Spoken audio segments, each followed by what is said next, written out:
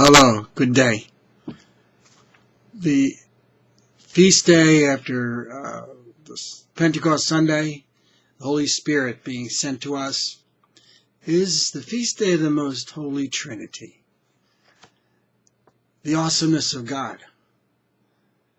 Many times in John's Gospel the word truth is used.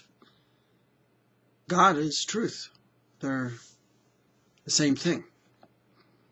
Truth is basically all reality. What is real?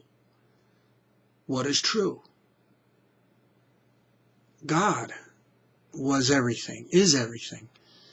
But because the Trinity's love is so great, gushing out of him, he seeks to share his love, and so has created us.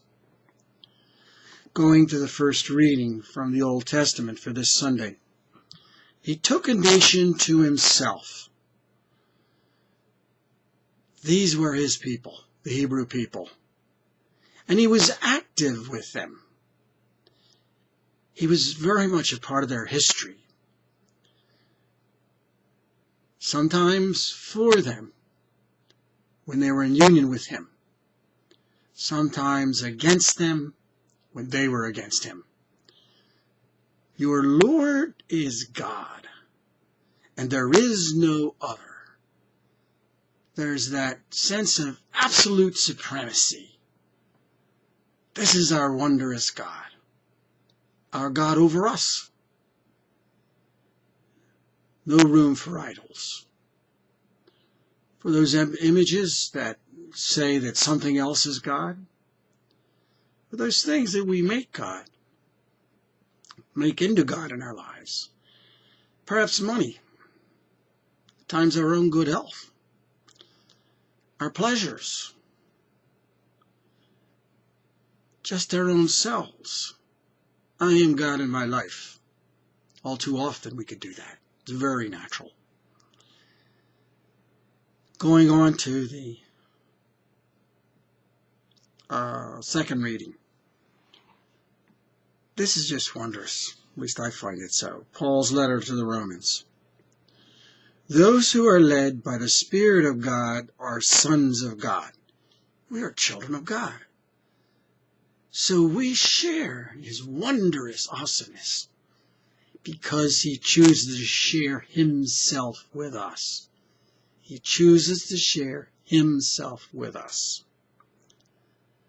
He's the source of everything that is good.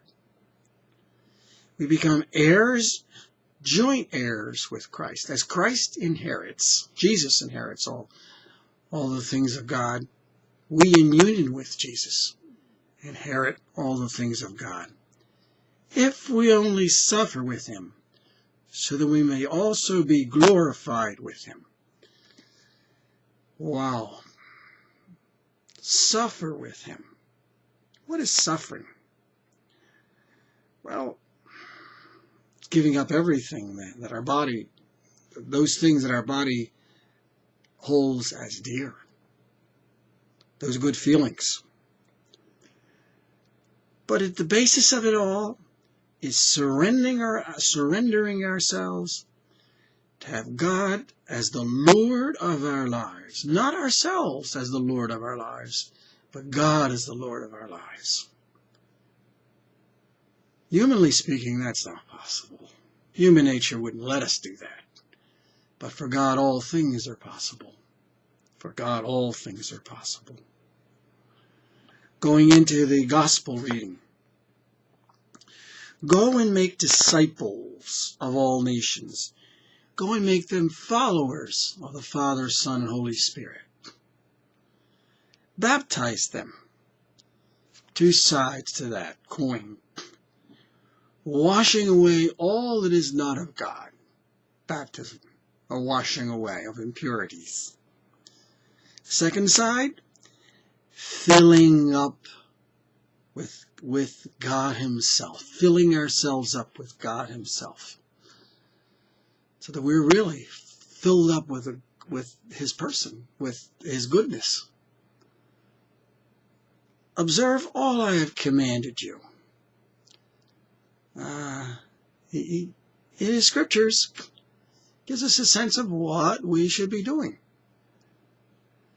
But at the same time, it's just not simply a word He gives us, but a person He gives us. I am present with you to help you, to be with you at all times. Behold, I am with you always until the end of the age. Even though He ascended into heaven, still spiritually He was with them, He's with us, guiding us, strengthening us. And the more we allow ourselves to be emptied, filling us up with His presence, with Himself. May God bless you in this probably one of the most blessed of feasts.